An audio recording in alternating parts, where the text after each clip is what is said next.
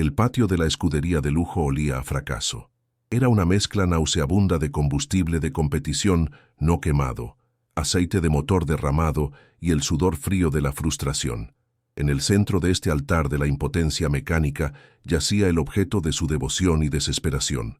Una Wunderlich Between de 1972. Una motocicleta de carreras tan rara que parecía más un mito que una máquina. Su cromo brillaba bajo el sol inclemente, una belleza inerte y silenciosa que se burlaba de los hombres a su alrededor.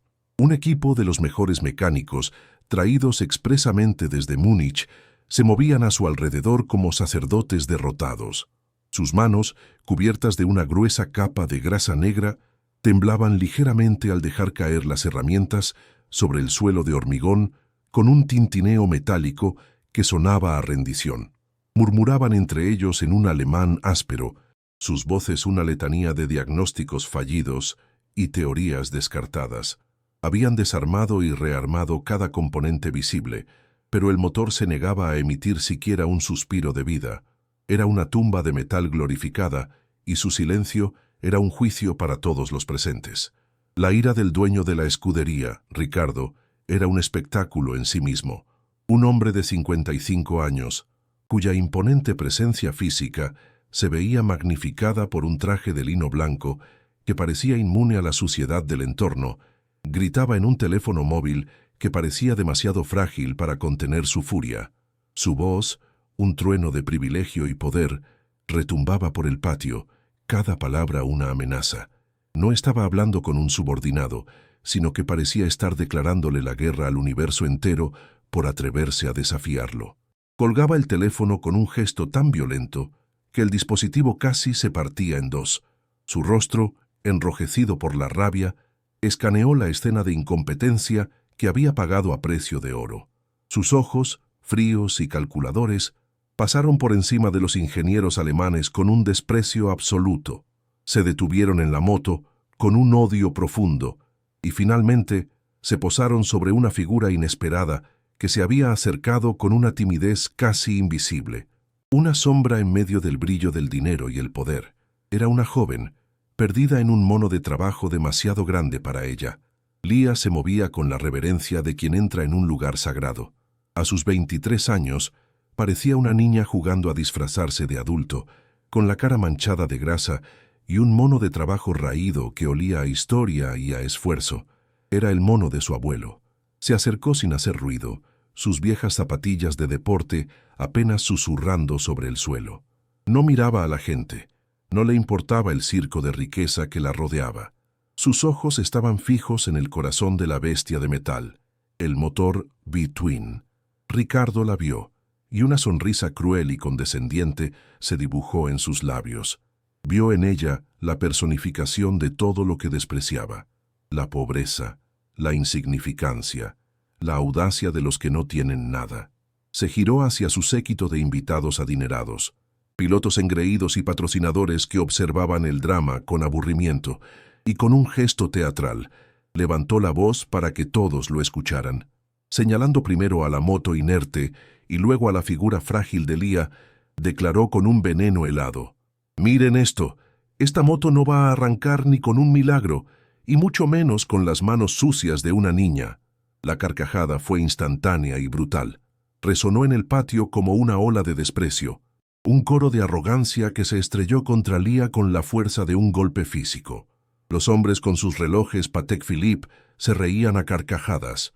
Las mujeres con sus vestidos de diseñador cubrían sus sonrisas con manos enjolladas, y los propios mecánicos, aliviados de que el foco de la humillación se hubiera desviado de ellos, soltaron risitas crueles. Lía se quedó inmóvil, el centro de un torbellino de burlas. Podía sentir el calor en sus mejillas, el nudo en su garganta. Cada risa era una daga que le recordaba su lugar en el mundo, el taller de su abuelo al borde del embargo, la deuda que la ahogaba, el legado que se desmoronaba. Por un instante, el impulso de huir, de desaparecer, fue abrumador, pero entonces levantó la barbilla. El recuerdo de su abuelo, sus manos pacientes enseñándole a escuchar el lenguaje secreto de los motores, la llenó de una fuerza inesperada. La humillación se transformó en una llama fría de determinación. El circo de Ricardo había cometido un error fatal. La habían subestimado. Y no sabían que estaban a punto de presenciar cómo esa niña de manos sucias iba a convertir su teatro de la arrogancia en el escenario de su propia leyenda. Pero antes de que Lía desate la tormenta de genialidad que cambiará su vida para siempre, hagamos una pequeña pausa. Esta historia trata sobre el valor que se esconde bajo la superficie, sobre el talento que no necesita aprobación. Queremos saber de ti.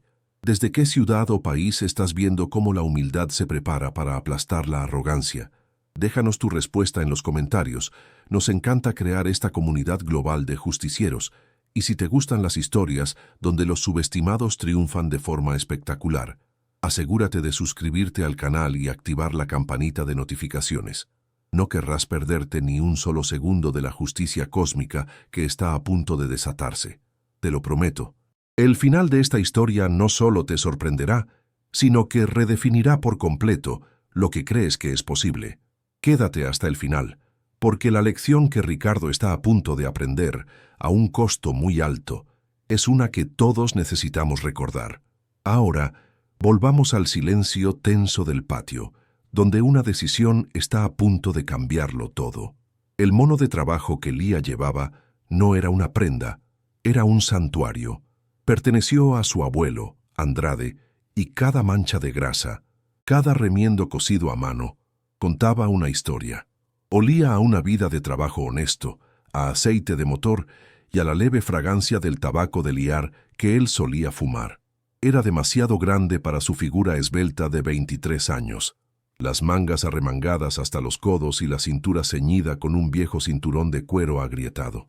La tela, desgastada por décadas de fricción contra motores y chasis, era suave como la seda en algunos puntos y áspera como la lija en otros.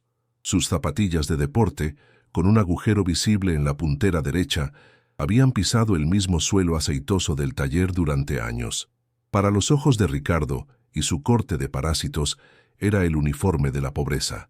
Para Lía, era la armadura que contenía el legado de la única familia que había conocido. Una segunda piel que la conectaba directamente con el hombre que le había enseñado a ver la belleza en la complejidad de una máquina.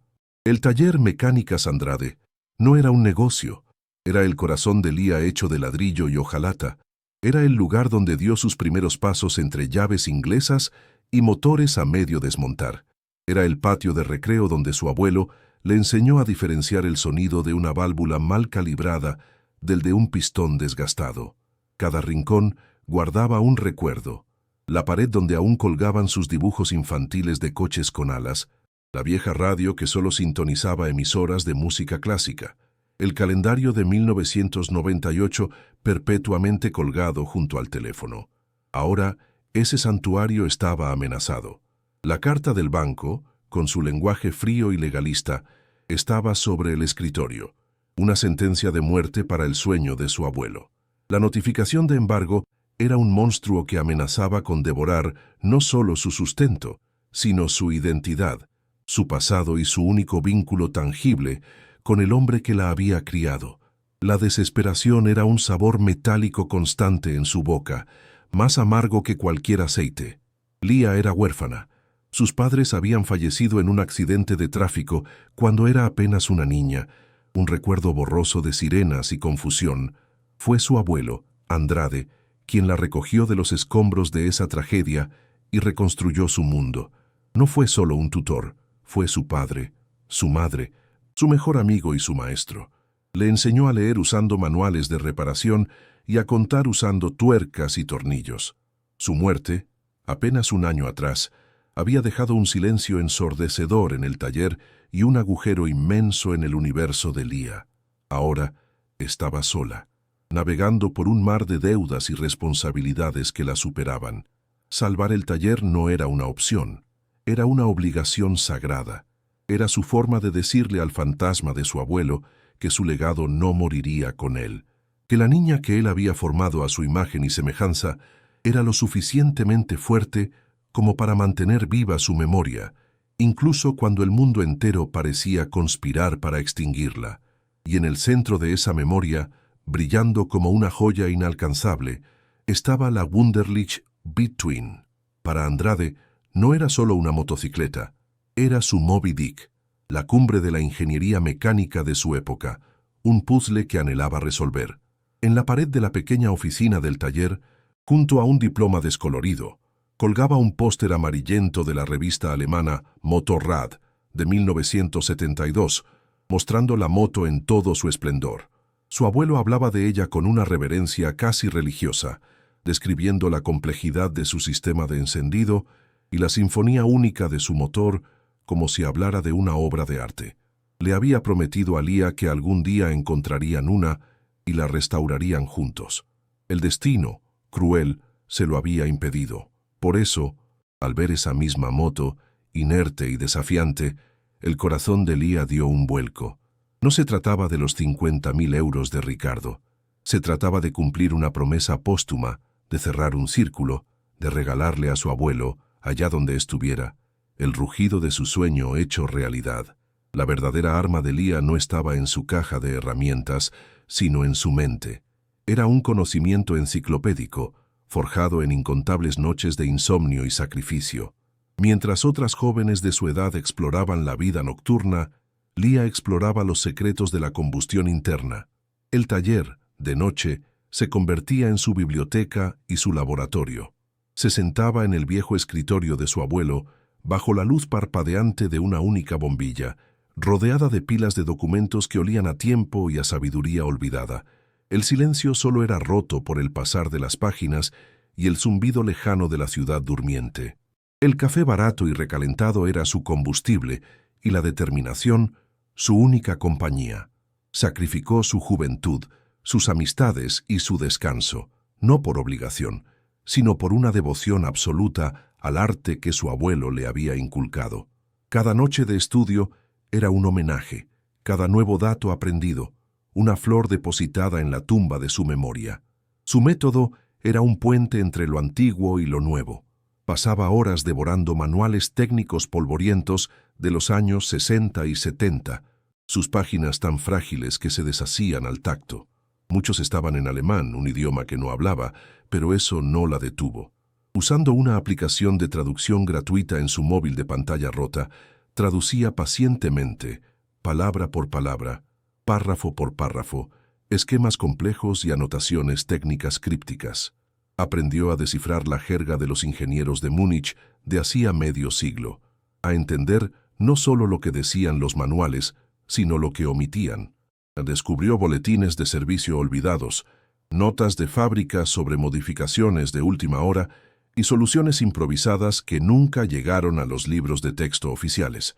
Se sumergió en la historia de la Wunderlich, aprendiendo sobre los lotes de producción, las variantes regionales y los defectos de fábrica que atormentaron a los primeros propietarios. Pero su investigación no se detuvo en el papel. Lía era también una arqueóloga digital. Se sumergió en los foros de Internet más oscuros y especializados, lugares virtuales donde mecánicos jubilados y coleccionistas obsesivos de todo el mundo compartían sus conocimientos. Eran comunidades cerradas, llenas de jerga y desconfianza hacia los novatos. Con paciencia, se ganó su lugar, no hablando, sino escuchando y absorbiendo. Descargaba vídeos de restauración de baja resolución grabados en garajes de todo el planeta y los estudiaba fotograma a fotograma. Observaba manos expertas desmontando carburadores, ajustando platinos, diagnosticando fallos eléctricos con métodos que la mecánica moderna había olvidado por completo. Aprendió a escuchar el motor a través de los altavoces de su portátil, a diagnosticar un problema por la cadencia de un arranque fallido grabado en un vídeo pixelado de hacía 15 años. El resultado de esta obsesión era un conocimiento que trascendía lo académico. Era una comprensión visceral, casi intuitiva, del alma de la máquina. Lía no solo conocía la teoría, sentía la mecánica. Sabía que el modelo de 1972 de la Wunderlich Between tenía un capricho específico en su sistema de encendido, un pequeño fallo de diseño en el alineamiento de los platinos que podía ser exacerbado por el frío y la humedad. Sabía de un boletín técnico ultrasecreto, el TSB 072C, emitido solo durante 3 meses y luego retirado, que sugería una solución no ortodoxa para garantizar un contacto perfecto. Conocía cada tornillo, no por su número de pieza, sino por su historia. Podía visualizar el flujo de electricidad a través del cableado, sentir la vibración de cada componente, oír el silencio de la pieza que fallaba. Su mente era un mapa tridimensional perfecto de esa motocicleta, un plano viviente que ningún software de diagnóstico podría jamás replicar. Por eso, la humillación pública no la quebró, la enfocó. Las risas y las miradas de desprecio de aquella multitud adinerada eran irrelevantes, eran ruido blanco. Ellos veían a una muchacha sucia, una intrusa en su mundo de opulencia y poder. Veían sus manos manchadas de grasa como un signo de inferioridad. No podían ver la biblioteca de conocimientos que albergaba su mente. No podían entender que esas manchas no eran suciedad, sino las marcas de su oficio, la tinta con la que había escrito su propia educación. La arrogancia de Ricardo se basaba en lo visible, su reloj, su traje, su dinero. La fuerza de Lía residía en lo invisible, su inteligencia, su dedicación y el amor inquebrantable por su abuelo. Se encontraban en un campo de batalla donde las armas de Ricardo eran inútiles. Estaban juzgando el libro por su cubierta raída, sin saber que contenía los secretos para reescribir la historia.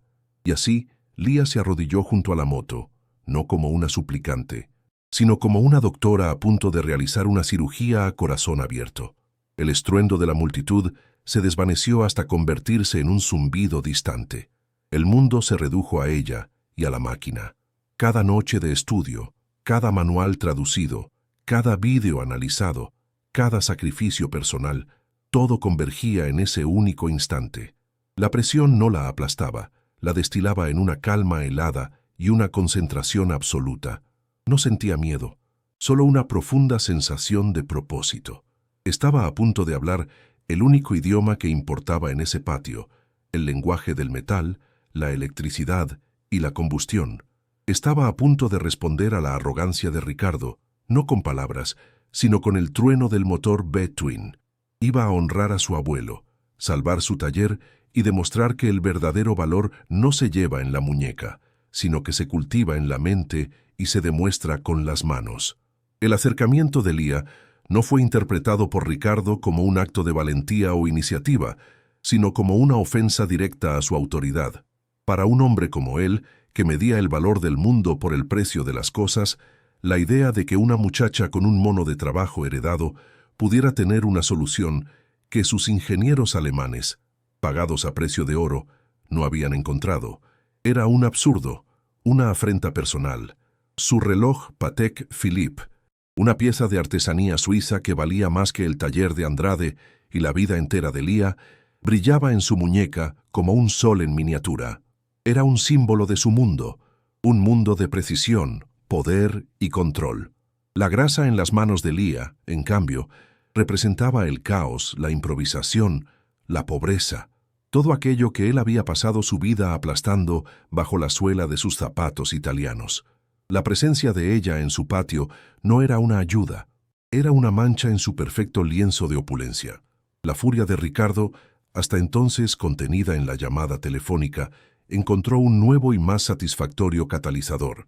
En lugar de simplemente expulsar a la chica con un gesto despectivo, una idea mucho más cruel y entretenida floreció en su mente. Iba a convertir su fracaso en el entretenimiento de la tarde. Iba a usarla como un pararrayos para desviar la humillación que sentía por la incompetencia de su propio equipo. Con una voz que cortaba el aire, giró sobre sus talones y se dirigió a su audiencia de parásitos y admiradores. «Atención todos, por favor, acérquense un momento», clamó, su tono transformándose de la ira privada a una grandilocuencia teatral. «Creo que estamos a punto de presenciar algo verdaderamente educativo».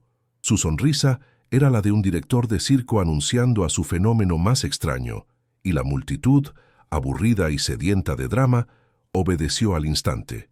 Como una marea de seda y lino, los invitados se congregaron, formando un semicírculo opresivo alrededor de Lía y la motocicleta.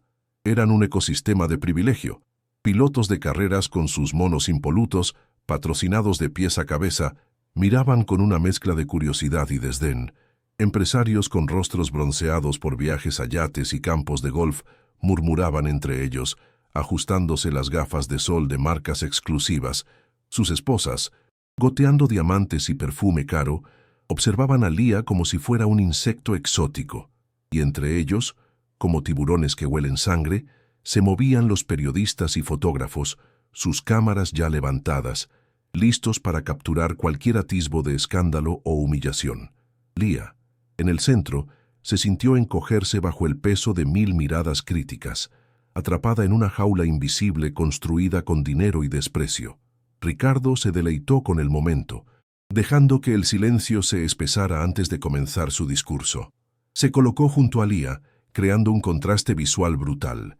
Su traje de lino blanco inmaculado contra el mono azul raído y manchado de ella, su piel cuidada y su estatura imponente contra la figura menuda y el rostro tiznado de la joven. «Damas y caballeros», comenzó, su voz goteando un sarcasmo tan espeso que se podía sentir. «Parece que la providencia nos ha sonreído hoy». Hizo una pausa, paseando la mirada por los rostros expectantes. Luego, con un gesto dramático, extendió su mano hacia Lía, su pesado anillo de oro brillando maliciosamente. «Justo cuando mis expertos, los mejores que el dinero puede comprar, se dan por vencidos, aparece una salvadora, directamente desde el taller de la esquina».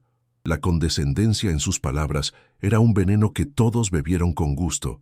Una risita nerviosa brotó de algún punto de la multitud, y como una enfermedad, se extendió rápidamente hasta convertirse en una carcajada generalizada y cruel. «La chica del taller de la esquina», susurró alguien, y la frase se repitió, cada vez más fuerte, un eco burlón que rebotaba en las paredes del patio. La humillación ya no era una sensación interna para Lía, era un ataque físico, palpable. Cada risa era una pequeña piedra lanzada contra ella. Podía sentir sus mejillas arder, un calor vergonzoso que luchaba por no convertirse en lágrimas. Apretó los puños dentro de los bolsillos de su mono, sus uñas rotas clavándose en las palmas de sus manos. La multitud la devoraba con los ojos, disfrutando del espectáculo de la pobreza enfrentada al poder. Un entretenimiento barato para una tarde de lujo. Ricardo, envalentonado por la reacción de su público, continuó construyendo su escenario.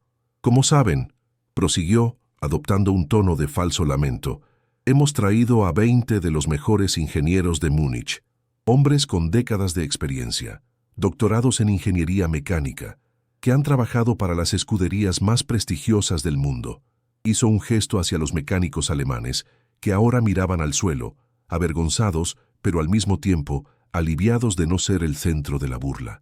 Han pasado 2 días enteros con esta máquina. Han usado ordenadores de diagnóstico de última generación, herramientas de precisión y nada. Esta bestia, dijo, dando una palmada a la moto, se niega a despertar. Estaba estableciendo la narrativa. Si los genios habían fallado, ¿qué oportunidad tenía una simple mecánica de barrio?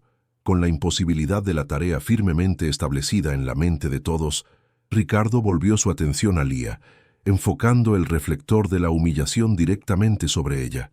Y entonces, dijo, bajando la voz como si compartiera un secreto increíble, «Esta joven dama». La pausa fue una obra maestra de crueldad, cargada de un desprecio absoluto. Mientras la recorría con la mirada de arriba abajo, su gesto un catálogo de sus defectos, las zapatillas rotas, el mono gastado, la grasa en su mejilla. Ella cree que puede lograr lo que 20 hombres no han podido. La frase quedó suspendida en el aire por un segundo antes de que la multitud estallara en una nueva oleada de risas, esta vez más estridente y desinhibida. Era la culminación del ridículo, el momento en que la víctima quedaba completamente aislada y expuesta. Lía se sintió como si se estuviera ahogando en el sonido. Las caras a su alrededor se mezclaban en una mancha borrosa de sonrisas burlonas y ojos fríos. El sol brillante del mediodía parecía concentrarse solo en ella, cegándola. Por un momento, el mundo entero se redujo al latido acelerado de su propio corazón, un tambor de pánico en sus oídos. El impulso de dar media vuelta y correr, de escapar de esa arena de leones, era casi insoportable, pero entonces Una imagen clara se abrió paso a través del caos en su mente. La carta del banco sobre el escritorio de su abuelo. La palabra embargo, en letras mayúsculas. El rostro de su abuelo, sonriendo mientras le entregaba su primera llave inglesa. El legado que se le escurría entre los dedos. El pánico se transformó en una rabia fría y dura como el acero. No podía huir, no iba a huir. Así que, continuó Ricardo, saboreando cada sílaba. Se me ocurre que no podemos dejar pasar una oportunidad como esta sin hacerla un poco más interesante. Caminó lentamente por el centro del círculo, como un gladiador ante el emperador, asegurándose de tener la atención absoluta de cada persona. El ambiente cambió, la risa se calmó, reemplazada por una tensión expectante y sádica. Todos sabían que el simple ridículo verbal no era suficiente para un hombre como Ricardo. Quería sangre. Quería una derrota total y pública. Quería que la lección fuera inolvidable, no solo para Lía, sino para cualquiera que se atreviera a cuestionar el orden natural de su universo. La prensa levantó sus cámaras aún más alto. El circo estaba a punto de comenzar su acto principal, y la redención o la destrucción total eran los únicos resultados posibles. Se detuvo justo delante de Lía, mirándola desde arriba. Su sombra la cubría por completo. «Hagamos una apuesta», dijo, su voz ahora un susurro metálico que todos podían oír. Una apuesta sencilla. Hizo una pausa dramática, dejando que el peso de sus palabras se asentara. «Si tú, con tus manos y tu supuesto conocimiento, logras arrancar esta motocicleta», levantó un dedo, «te daré 50.000 euros, en efectivo, ahora mismo». Un jadeo colectivo recorrió a la multitud. 50.000 euros. Para Ricardo, era el equivalente a cambiar las llantas de uno de sus coches de lujo. Para Lía, era la diferencia entre la supervivencia y la ruina absoluta. Era la salvación del taller, el fin de sus noches de insomnio, una tabla de salvación en medio del océano de deudas que la ahogaba.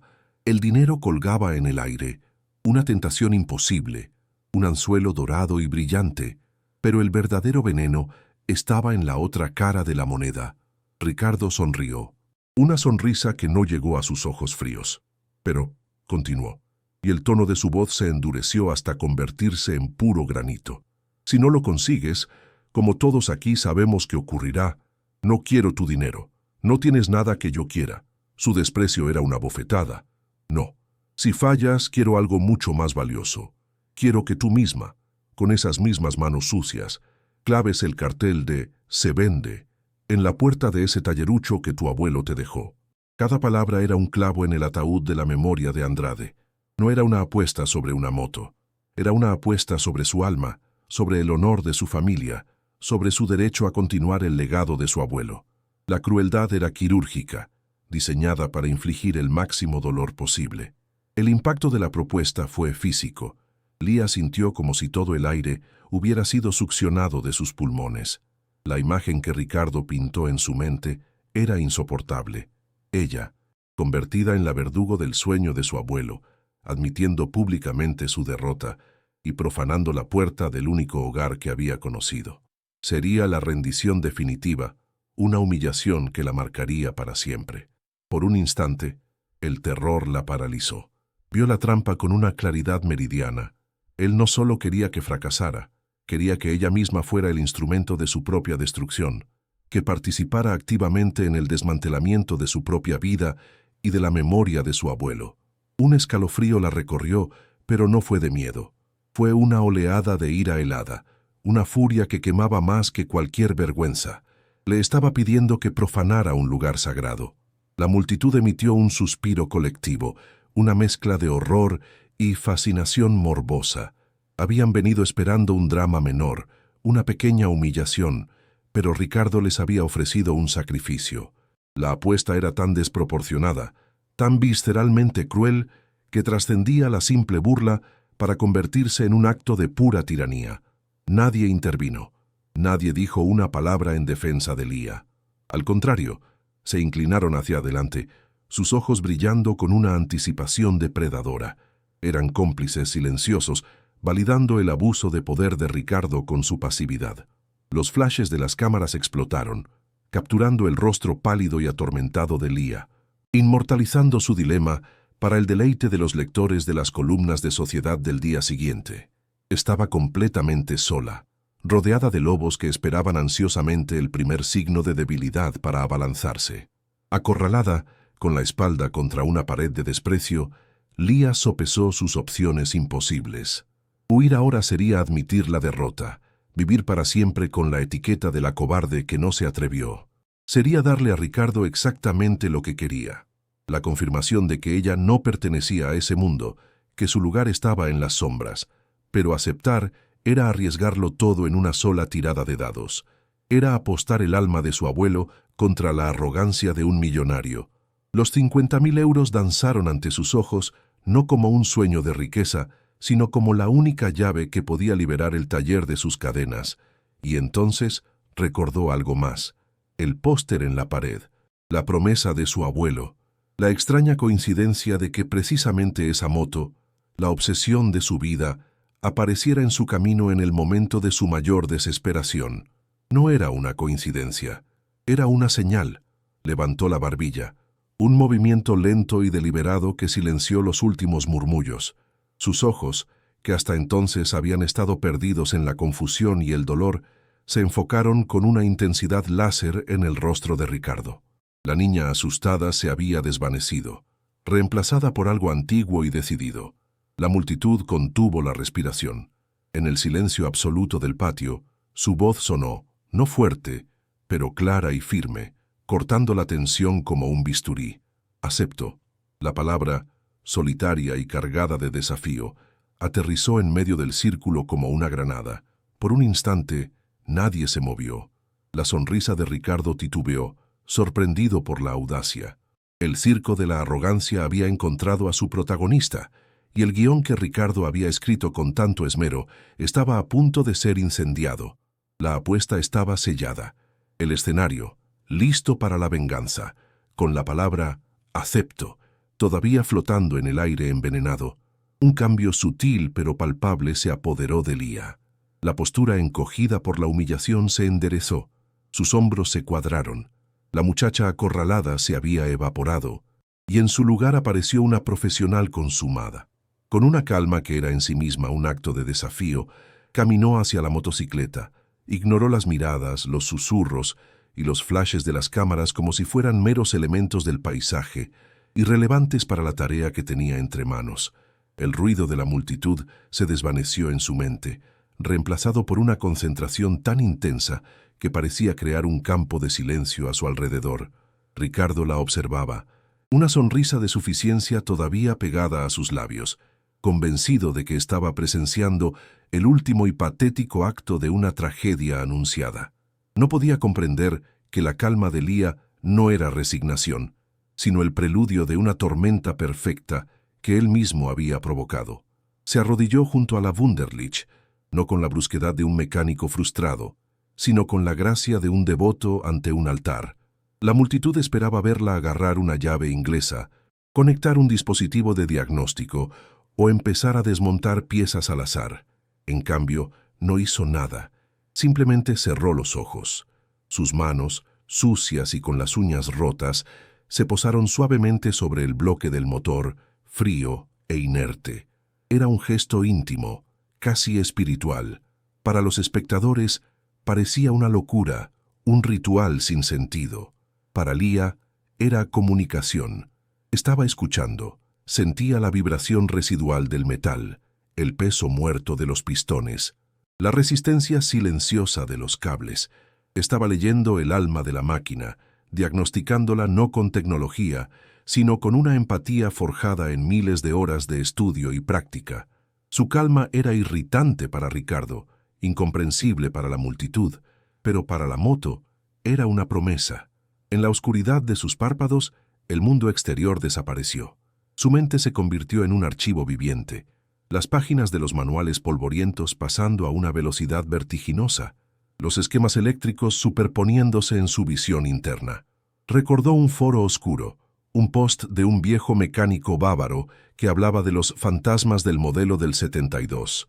Recordó un boletín técnico, el TSB 072C, que mencionaba un problema de contacto imperfecto en frío en los platinos del sistema de encendido, un defecto tan sutil que a menudo se atribuía a la carburación o a la batería. La solución que proponía el boletín era tan poco ortodoxa que la fábrica la había retirado por considerarla poco elegante. Las piezas del rompecabezas, recogidas durante años de obsesión solitaria, empezaron a encajar con una claridad cegadora. El eco de la voz de su abuelo resonó en su memoria. «Las máquinas te hablan, Lia. Solo tienes que aprender su idioma». Sus ojos se abrieron de golpe y en ellos brillaba la certeza absoluta. Había encontrado al fantasma. No era un fallo catastrófico que requiriera una reconstrucción. No era un problema electrónico complejo que necesitara un ordenador. Era un defecto de diseño minúsculo, una imperfección de menos de medio milímetro en la alineación de los contactos del platino, una peculiaridad exclusiva del lote de producción de principios de 1972. Un problema que solo se manifestaba en frío y que los modernos equipos de diagnóstico, programados para buscar errores digitales y fallos de componentes, eran completamente incapaces de detectar. Los 20 ingenieros alemanes habían estado buscando un elefante en una habitación donde el problema era una hormiga microscópica. Y Lia, gracias a su arqueología mecánica, sabía exactamente dónde encontrar esa hormiga y cómo aplastarla. La genialidad no era fuerza, era precisión, con un movimiento lento y deliberado que atrajo todas las miradas. Metió la mano en el bolsillo de su mono. El sonido de la tela áspera fue lo único que se oyó en el silencio expectante. La multitud, y especialmente Ricardo, esperaban que sacara alguna herramienta especializada y exótica, un secreto guardado de su taller. La decepción y la burla fueron audibles cuando su mano emergió sosteniendo no una herramienta, sino una simple y vulgar moneda de 10 céntimos. Estaba gastada, su brillo cobrizo opacado por años de circulación, su valor monetario casi nulo.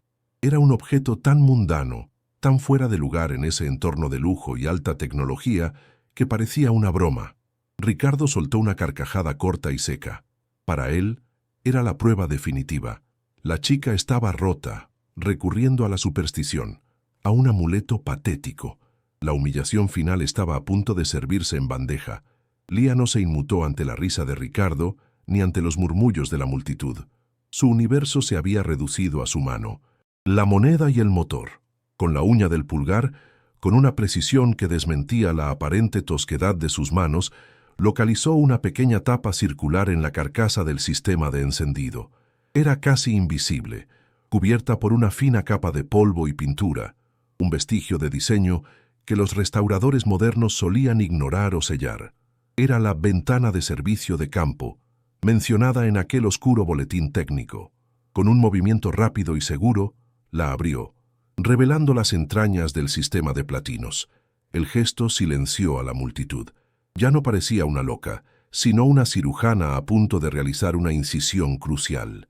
La confianza de sus movimientos era hipnótica, una declaración silenciosa de que sabía exactamente lo que estaba haciendo. El interior del distribuidor estaba impecable, limpio por los mecánicos alemanes, pero los ojos de Lia no veían la limpieza, veían la geometría, vieron el minúsculo espacio, la desalineación casi imperceptible entre los dos puntos de contacto del platino. Era una distancia ínfima, pero suficiente para que la chispa no saltara con la consistencia necesaria en un motor frío. Era el corazón del problema. Entonces, con la delicadeza de un relojero, inclinó la motocicleta ligeramente y deslizó la moneda de 10 céntimos en la ranura precisa entre el brazo del platino y su tope. No era un acto de magia, era física pura. La aleación de cobre y el grosor exacto de la moneda creaban un puente temporal, una calza perfecta que corregía la desalineación y forzaba un contacto eléctrico absoluto e ininterrumpido.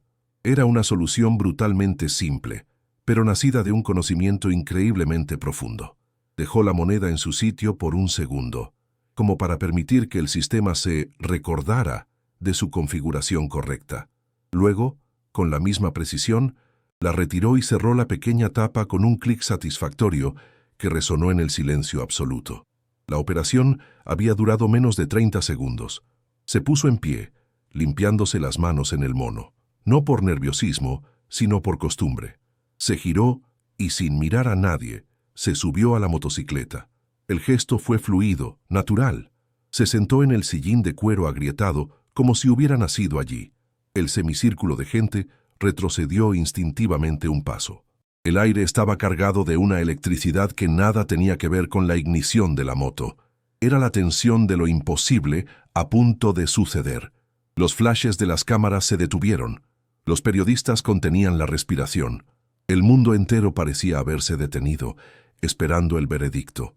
Lia colocó sus dedos sobre el manillar, su pulgar derecho sobre el botón de arranque rojo y descolorido.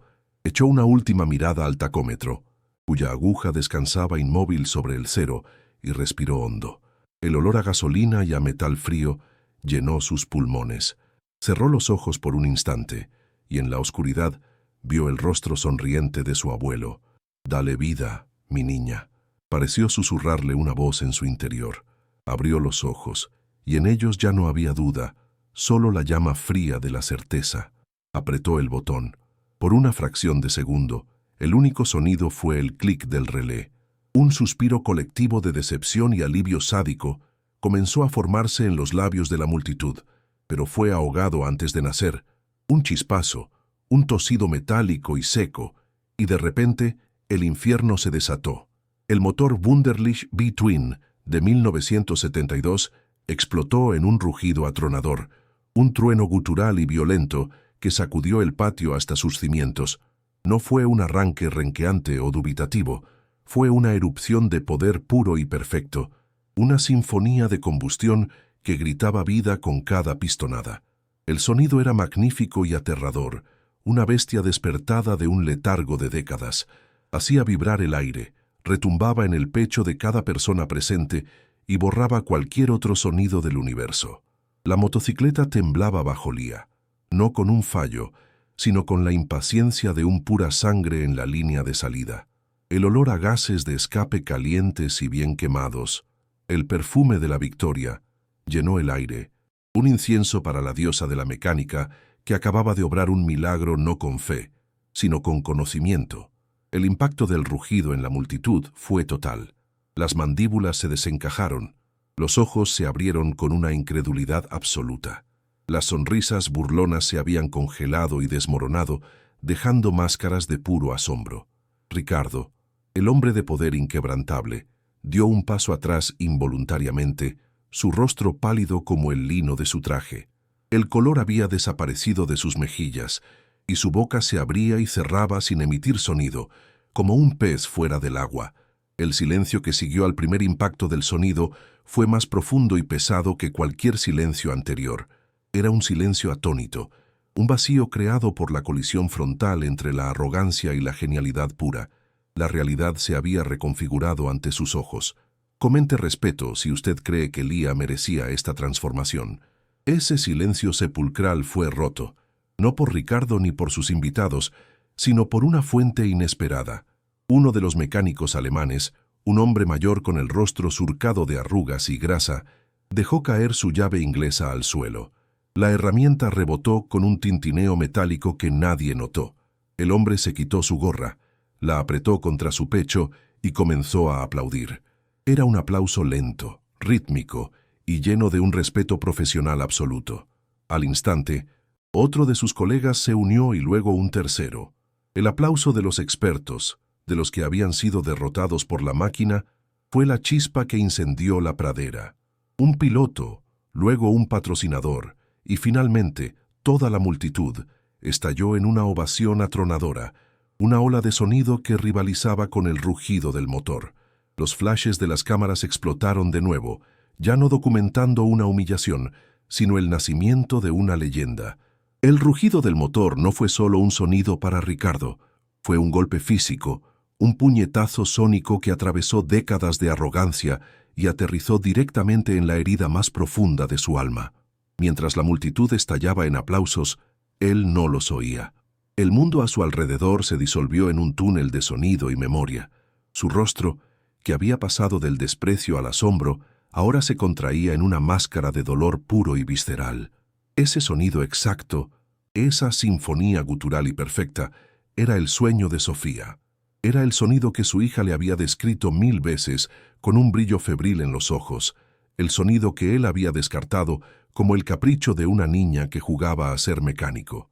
El motor no era una máquina rugiendo, era el fantasma de su hija gritándole desde el más allá, acusándolo con cada vibración, con cada explosión de combustión. El traje de lino blanco de repente se sintió como un sudario, y el reloj en su muñeca, un grillete de oro que simbolizaba todo lo que había valorado por encima de su propia hija. La fortaleza de su ira se derrumbó, y a través de las grietas se desató una inundación de recuerdos insoportables. Vio a Sofía, a los 19 años, con el rostro manchado de grasa, idéntica a Lía, sosteniendo un pistón en su mano y tratando de explicarle la belleza matemática de su diseño. Recordó su propia respuesta condescendiente. «Sofía, deja estas tonterías. Tu lugar está en la junta directiva, no debajo de un coche». Recordó sus discusiones, su creciente frustración ante la pasión de ella, una pasión que él veía como una traición a sus expectativas. El recuerdo más doloroso lo apuñaló. Su última conversación. Ella le había hablado de la Wunderlich, de su plan para restaurarla, y él se había reído. «Nunca lo conseguirás sin mi ayuda», le había dicho con crueldad, «y no la tendrás». Ahora, el rugido de esa misma moto era la prueba viviente y atronadora de su fracaso absoluto como padre, un monumento a cada palabra de desaliento que le había lanzado. Cuando sus ojos desenfocados por el dolor finalmente se posaron en Lía, la vio por primera vez. No era la mecánica del taller de la esquina, no era la pobretona a la que había humillado para su propio entretenimiento. Era Sofía, era el mismo fuego en los ojos, la misma calma bajo presión, la misma manera de tocar el metal con una mezcla de reverencia y dominio, la forma en que se sentaba en la moto, no como una intrusa, sino como si fuera una extensión de su propio cuerpo. El universo, en un acto de justicia cósmica y cruel, le había presentado un espejo perfecto de su hija perdida, y él, en su ceguera arrogante, la había escupido y pisoteado. La había convertido en el objeto de su burla, sin darse cuenta de que estaba profanando la memoria misma de la persona que más había amado y más había fallado. La genialidad de Lía no solo había arrancado la moto, había arrancado la armadura de su corazón, exponiendo la carne viva de su arrepentimiento. El colapso fue total e inminente. El control de hierro que había mantenido sobre sus emociones durante 2 años se hizo añicos. Una lágrima solitaria, caliente y pesada, se abrió paso por el surco de una arruga junto a su ojo y trazó un camino por su mejilla bronceada. Luego otra, y otra. Pronto, su cuerpo entero fue sacudido por sollozos silenciosos y violentos. El hombre imponente, el magnate que movía millones con una llamada, se dobló sobre sí mismo como si le hubieran dado un golpe en el estómago. La multitud, dándose cuenta de que lo que presenciaban ya no era una celebración, sino el derrumbe de un hombre, se silenció. Los aplausos se extinguieron. Ricardo dio un paso vacilante hacia adelante, luego otro, moviéndose a través del silencio como un sonámbulo, atraído por la moto y la chica que se habían convertido en el epicentro de su agonía. La máquina era el último recuerdo vivo de su hija, y él casi la había destruido por orgullo. Llegó frente a Lía, quien lo miraba desde la moto con una mezcla de triunfo y confusión. El olor a gasolina se mezclaba con el aire salado de las lágrimas de Ricardo. Y entonces ocurrió lo impensable. Ricardo, el titán de la industria inmobiliaria, el hombre ante el cual otros hombres se inclinaban, cayó de rodillas. El sonido seco de sus pantalones de lino caro, golpeando el suelo de hormigón cubierto de aceite, fue más impactante que el rugido del motor. Frente a todos sus socios, competidores y la prensa, el rey abdicó. «Perdóname», susurró, la voz rota por el llanto. Luego, levantó la cabeza, su rostro deshecho por el dolor, y habló para que todos lo oyeran. «Esta moto era de mi hija, Sofía». Confesó su historia, su fracaso, su dolor. Murió antes de poder terminarla. Y yo nunca la apoyé. Miró a Lía, sus ojos suplicando. «Me burlé de ti, pero me estaba burlando de ella. Vi el mismo brillo en tus ojos, y lo odié porque me recordaba que la había perdido. La confesión pública lo dejó vacío y expuesto. Ya no era un antagonista, sino una figura trágica, un padre ahogado en un océano de arrepentimiento. Su arrogancia no había sido más que una coraza para proteger un corazón destrozado por el dolor y la culpa. Al humillarse voluntariamente, al admitir su monstruoso error ante el mundo, dio el primer paso hacia una posible redención. Ya no pedía perdón por la apuesta, ni por el dinero. Estaba pidiendo perdón por un pecado mucho más profundo: haber despreciado el talento y la pasión, los mismos dones que habían definido a su amada Sofía. Lía, desde lo alto de la moto, lo miraba con una nueva comprensión. La victoria había dejado de ser dulce para convertirse en algo mucho más complejo y agridulce.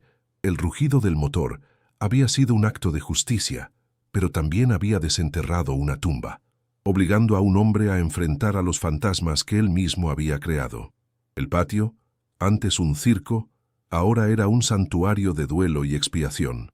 6 meses después, el aire en la vieja esquina ya no olía a derrota ni a aceite rancio, sino a pintura fresca, a metal pulido y a la inconfundible fragancia de la oportunidad.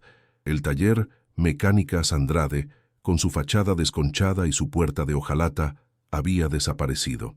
En su lugar se erigía un edificio de ladrillo visto y amplios ventanales que dejaban entrar la luz del sol a raudales. Sobre la entrada, un letrero de acero cepillado, elegante y sobrio, anunciaba el nuevo propósito del lugar: Centro de Formación Mecánica Sofía y Andrade. El nombre era en sí mismo un epílogo, un puente entre el abuelo que inspiró el conocimiento y la hija cuya memoria inspiró la redención. El silencio melancólico había sido reemplazado por el zumbido constante de la actividad, el sonido de llaves de torsión ajustando pernos con precisión, el murmullo de conversaciones técnicas y las risas ocasionales de jóvenes descubriendo su pasión. Era la sinfonía del progreso, una melodía compuesta con las notas de la justicia poética. El interior era irreconocible, el suelo de hormigón, antes perpetuamente manchado de grasa, ahora estaba cubierto por una resina epoxi gris brillante, tan limpia que se podía ver el reflejo de las nuevas luminarias LED que colgaban del techo. El dinero de la apuesta y una inversión mucho más sustancial por parte de Ricardo habían transformado la cueva oscura en un laboratorio de última generación. Junto a los bancos de trabajo restaurados del abuelo Andrade, ahora se alineaban elevadores hidráulicos, analizadores de gases y equipos de diagnóstico digital. Pero lo más importante no era el brillo del nuevo equipamiento, sino las manos que lo utilizaban. Un grupo diverso de una docena de jóvenes, chicos y chicas de barrios desfavorecidos, se movían por el taller con una energía y una concentración que llenaban el espacio de un propósito sagrado. Eran los primeros becarios del centro, la primera cosecha de un sueño que había nacido de la humillación. Lía ya no era la chica tímida que se escondía en un mono raído. Ahora era la directora técnica, y su presencia llenaba el taller. Se movía entre sus alumnos con una autoridad tranquila, una confianza que no provenía de la arrogancia, sino de un conocimiento profundo y una pasión contagiosa. Su uniforme había cambiado.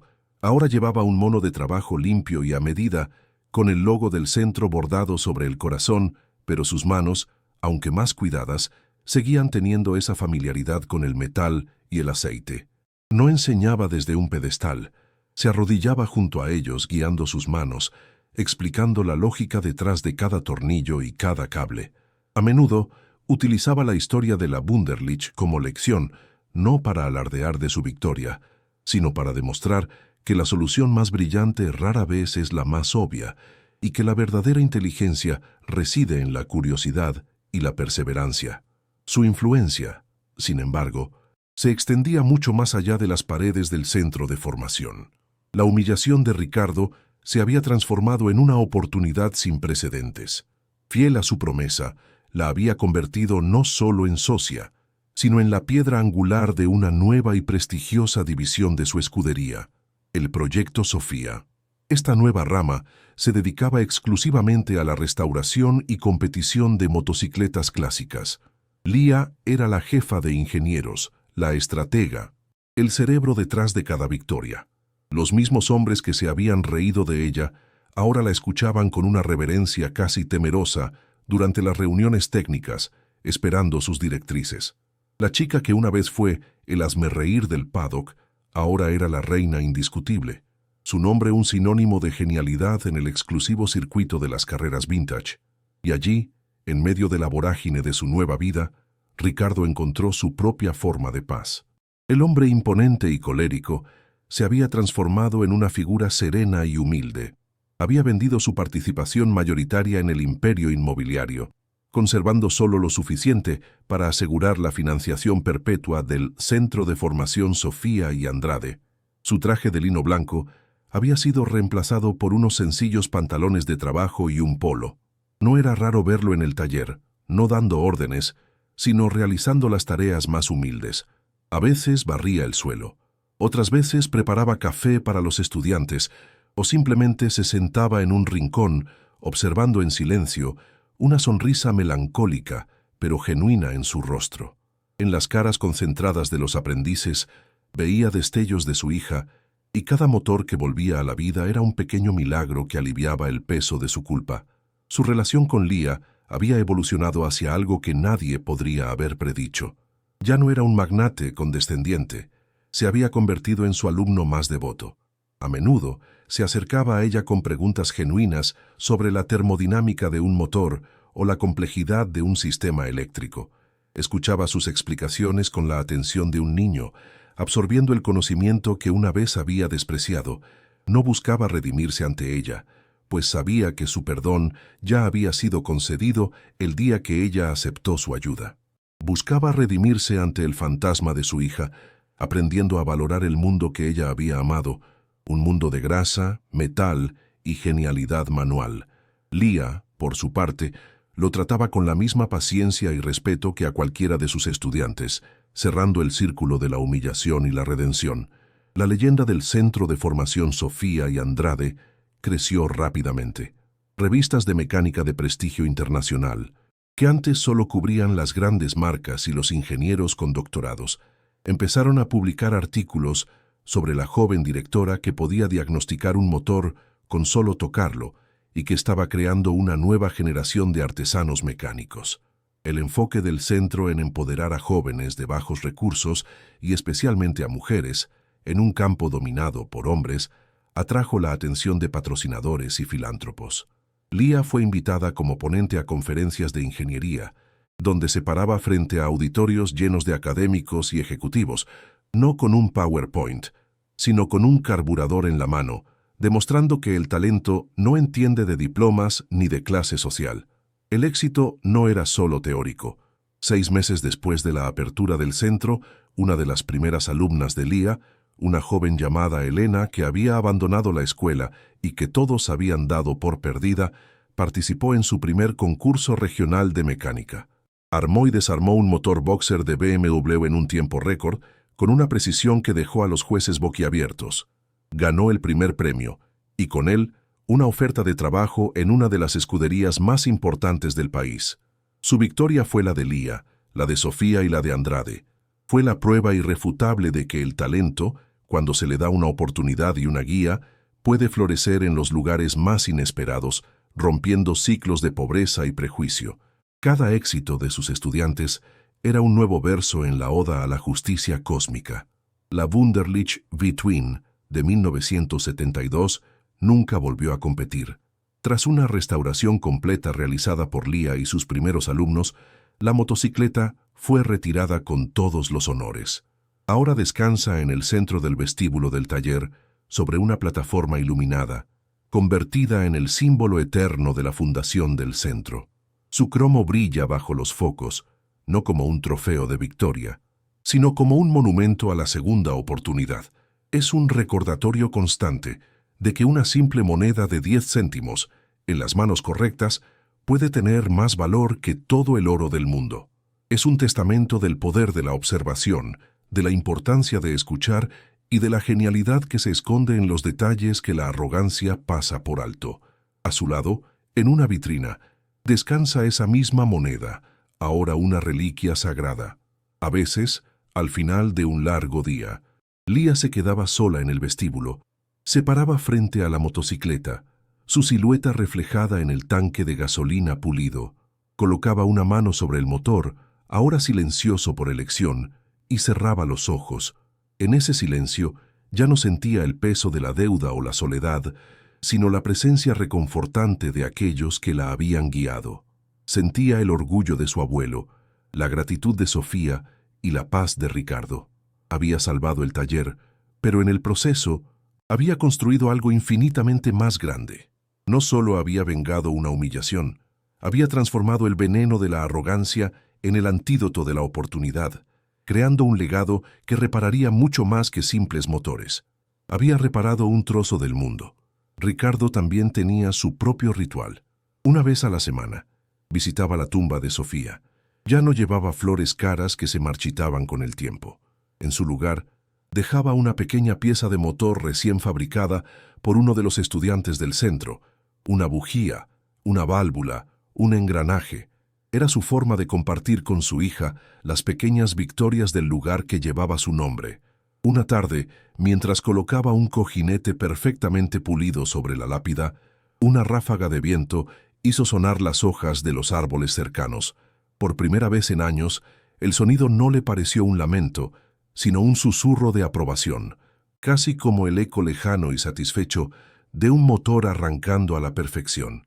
La redención no había borrado su dolor, pero le había dado un nuevo propósito. Y así, en el corazón de una ciudad que valora las apariencias por encima de todo, un pequeño taller se convirtió en un faro de cambio. La historia de Lía, Ricardo, Sofía y Andrade se transmitió de boca en boca, convirtiéndose en una leyenda urbana que inspiraba a todos los que se sentían subestimados.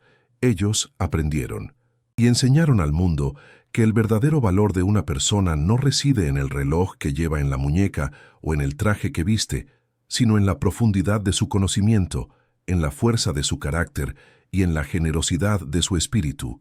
Descubrieron que el talento no tiene género, ni apariencia, ni clase social. Es una fuerza indomable de la naturaleza, y siempre, absolutamente siempre, encuentra su camino para brillar, a menudo con la fuerza atronadora de un motor que el mundo había dado por muerto.